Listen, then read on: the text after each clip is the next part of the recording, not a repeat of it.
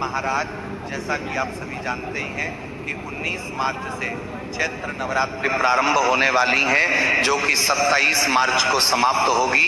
ऐसे में आज हम जानेंगे कि बिना कलश स्थापना किए और बिना व्रत रखे माता रानी का पूजन, सुबह शाम का पूजन कैसे करें, व्रत में क्या खाएं और क्या नहीं, जानेंगे सब कुछ इस छोटी सी वीडियो में। लेकिन उससे पहले वीडियो को लाइक करें, चैनल को सब्सक्राइब करें और कमेंट बॉक्स में जय माता दी जरूर लिखें। तो महाराज, बहुत से लोग ऐसे होते हैं जो पहली बार व्रत रखते हैं, कुछ लोग हर साल रखते हैं और कुछ लोग किसी कारण से व्रत नहीं रख पाते, लेकिन उनके मन में ये इच्छा जरूर रहती है कि वे भी माता रानी की कृपा प्राप्त करें। इसलिए आज हम बहुत ही सरल और स्पष्ट तरीके से समझेंगे कि अगर आप व्रत नहीं रख पा रहे हैं, व्रतम वर्तमा प्रतमाति का मंशी, कलश स्थापना नहीं कर पा रहे हैं या अखंड दीपक नहीं जला पा रहे हैं, तब भी आप कैसे पूरे 9 दिनों तक माता रानी की पूजा कर सकते हैं और उनका आशीर्वाद प्राप्त कर सकते हैं। तो महाराज, सबसे पहले एक महत्वपूर्ण बात समझ लीजिए कि माता रानी को दिखावा नहीं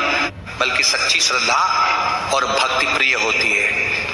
अगर आपके पास समय कम है, घर छोटा है या शारीरिक स्थिति ऐसी है कि आप कठिन नियमों का पालन नहीं कर सकते, तो इसमें चिंता करने की कोई आवश्यकता नहीं है। माता रानी केवल आपके भाव देखती हैं, आपका मन देखती हैं, इसलिए जितना आपसे सहज रूप से हो सके उतना ही करें, वही सबसे उत्तम माना जाता है। अब महाराज, बहुत से लोग पूछते हैं कि बिना कलश स्थापना किए और बिना व्रत रखे क्या पूजा करना सही होता है या नहीं।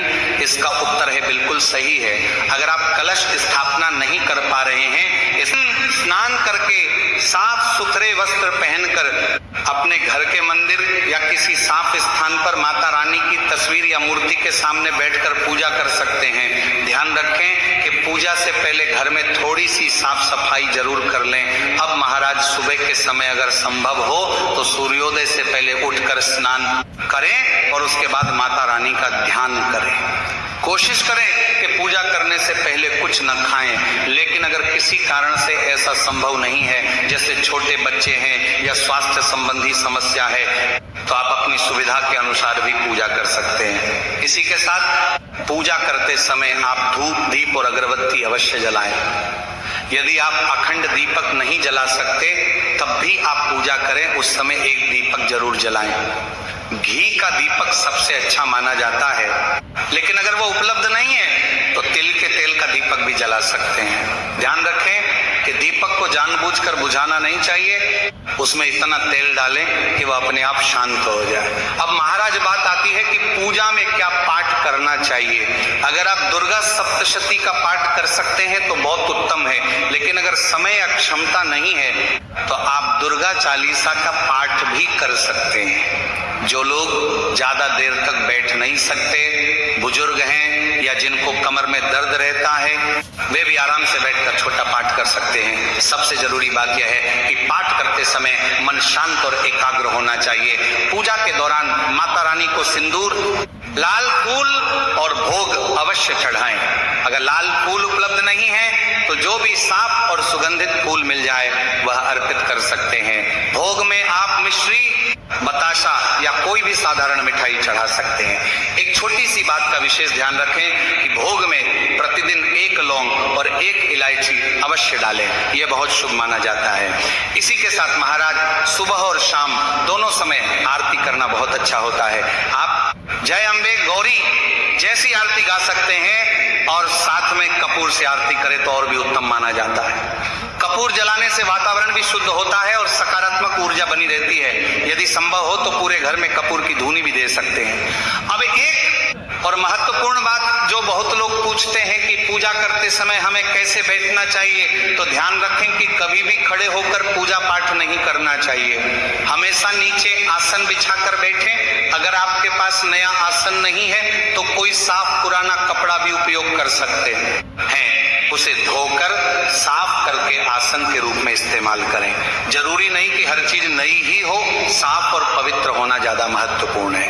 अब महाराज, आगे बढ़ते हैं और समझते हैं कि जो लोग व्रत रखते हैं या नहीं रखते उन्हें खाने पीने में क्या ध्यान रखना चाहिए। सबसे पहले ये समझ ले कि व्रत रखने का तरीका हर व्यक्ति के अनुसार अलग अलग हो सकता है। कुछ लोग पूरे दिन उपवास रखते हैं और शाम को भोजन करते हैं, कुछ लोग केवल फलाहार लेते हैं, कुछ लोग दिन में 1 या 2 बार हल्का भोजन करते हैं। इसलिए आपको अपनी शारीरिक क्षमता के अनुसार ही व्रत रखना चाहिए। अगर आप व्रत रख रहे हैं तो सेंधा नमक का सेवन कर सकते हैं, मसालों में जीरा, काली मिर्च और हरी मिर्च का उपयोग कर सकते हैं। आप आलू, शकरकंद, मूंगफली, साबूदाना और विभिन्न फल खा सकते हैं। दूध, दही और सूखे मेवे भी व्रत में लिए जा सकते हैं, लेकिन लहसुन, प्याज और सामान्य नमक का उपयोग नहीं करना चाहिए। अब बात आती है साबूदाने की, जो कि बहुत लोगों के मन में सवाल पैदा करता है। बहुत से लोग व्रत में साबूदाने की खिचड़ी या खीर बनाकर खाते हैं। इसे सामान्य रूप से व्रत में स्वीकार किया जाता है, लेकिन ध्यान रखें कि यह एक प्रोसेस से बनकर आता है, इसलिए इसका सेवन सीमित मात्रा में ही करना चाहिए।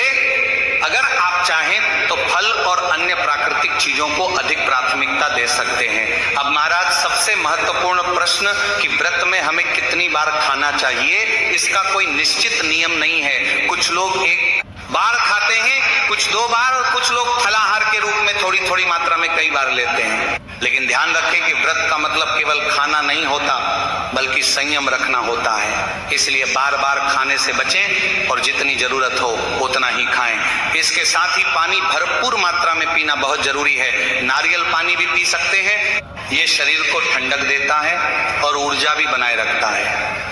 लेकिन कुछ घरों में नियम होता है कि नारियल पहले माता को चढ़ाया जाता है, उसके बाद ही खाया जाता है। तो आप अपने घर के नियम के अनुसार चलें। इस प्रकार आप चाहे व्रत रखें या न रखें, कलश स्थापना करें या न करें, अगर आप सच्चे मन से माता रानी की पूजा करते हैं तो उनकी कृपा आपको अवश्य प्राप्त होगी। सबसे जरूरी है आपका भाव, आपकी श्रद्धा और आपका विश्वास।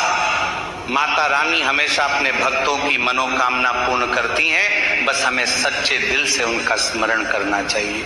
इसी के साथ महाराज, कुछ लोग दूसरों को देखकर बहुत कठिन व्रत शुरू कर देते हैं, लेकिन बाद में शरीर साथ नहीं देता और उन्हें परेशानी होने लगती है। इसलिए सबसे पहली बात, हमेशा ये ध्यान रखें कि व्रत कभी भी अपनी क्षमता से अधिक नहीं रखना चाहिए। भक्ति में मजबूरी नहीं होनी चाहिए, बल्कि सहजता होनी चाहिए।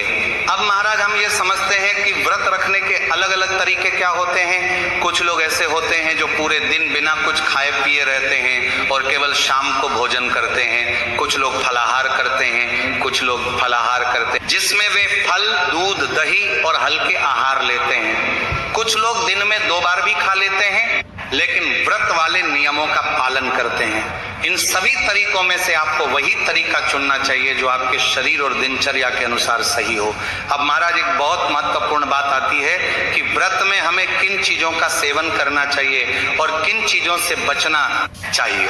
सबसे पहले तो यह समझ लीजिए कि व्रत का भोजन सात्विक होना चाहिए। इसमें लहसुन और प्याज का बिल्कुल भी प्रयोग नहीं करना चाहिए। सामान्य नमक की जगह केवल सेंधा नमक का उपयोग करना चाहिए। यह व्रत में शुद्ध और स्वीकार्य माना जाता है। इसी के साथ महाराज, आप व्रत में आलू, शकरकंद, कद्दू जैसी चीजों का सेवन कर सकते हैं। इसके अलावा फल जैसे केला, सेब, अनार, पपीता आदि भी खा सकते हैं। सूखे मेवे जैसे बादाम, काजू, किशमिश भी शरीर को ऊर्जा देते हैं, इसलिए इन्हें भी लिया जा सकता है। दूध और दही भी व्रत में बहुत उपयोगी होते हैं, क्योंकि ये शरीर को ताकत देते हैं और कमजोरी नहीं आने देते हैं। अब महाराज, कुछ लोग ये भी पूछते हैं कि क्या हम व्रत में मसालों का उपयोग कर सकते हैं। तो आपको बता दूं कि व्रत में बहुत सीमित मसालों का ही उपयोग करना चाहिए। जैसे आप जीरा, काली मिर्च और हरी मिर्च का उपयोग कर सकते हैं। कुछ लोग सौंफ का भी प्रयोग करते हैं, लेकिन गरम मसाला, हल्दी, धनिया पाउडर जैसे सामान्य मसालों का उपयोग व्रत में नहीं करना चाहिए। अब महाराज, तेल की बात करें तो सरसों के तेल से बचना चाहिए। व्रत में घी या मूंगफली के तेल का उपयोग करना अधिक उचित माना जाता है। इससे भोजन भी हल्का रहता है और शरीर पर भी अच्छा प्रभाव पड़ता है। अब महाराज, एक और महत्वपूर्ण प्रश्न है कि व्रत में टमाटर खाना चाहिए या नहीं। तो ये अलग अलग परंपराओं पर निर्भर करता है। कुछ लोग टमाटर को फल मानकर खाते हैं, जबकि कुछ लोग इसे व्रत में नहीं लेते। इसलिए आप अपने घर के नियम और परंपरा के अनुसार ही इसका निर्णय लें। अब हम एक और महत्वपूर्ण विषय पर बात करते हैं कि अगर कोई व्यक्ति व्रत नहीं रख रहा है तो क्या वह सामान्य भोजन कर सकता है? इसका उत्तर है हाँ, लेकिन कोशिश करें कि नवरात्रि के दौरान सात्विक भोजन ही करें, लहसुन प्याज से बचें और भोजन को सरल और पवित्र रखें। इससे आपका मन भी शांत रहेगा और आप पूजा में अधिक ध्यान लगा पाएंगे। अब महाराज एक बहुत जरूरी बात जो अक्सर लोग पूछते हैं कि अगर हम व्रत के नियम पूरी तरह से नहीं निभा पा रहे हैं तो क्या माता रानी हमसे नाराज हो जाती हैं? तो इसका उत्तर है बिल्कुल नहीं। माता रानी माँ है और माँ कभी अपने बच्चों से नाराज नहीं होती, खासकर तब जब बच्चा अपनी क्षमता के अनुसार प्रयास कर रहा हो। इसीलिए अगर आप किसी कारण से सारे नियम नहीं निभा पा रहे हैं तो चिंता करने की कोई जरूरत नहीं है। जितना आपसे हो सके उतना ही करें और सच्चे मन से माता रानी का स्मरण करें। अब बात करते हैं पूजा के समय की दिनचर्या के बारे में। अगर आप नियमित रूप से सुबह और शाम पूजा कर सकते हैं तो बहुत अच्छा है। सुबह के समय स्नान करके साफ कपड़े पहनकर पूजा करें और शाम को भी एक बार आरती अवश्य करें। अगर आपके पास समय कम है तो आप छोटी पूजा भी कर सकते हैं, लेकिन ध्यान रखें कि वह मन से होनी चाहिए। पूजा के दौरान दीपक जलाना बहुत महत्वपूर्ण माना जाता है।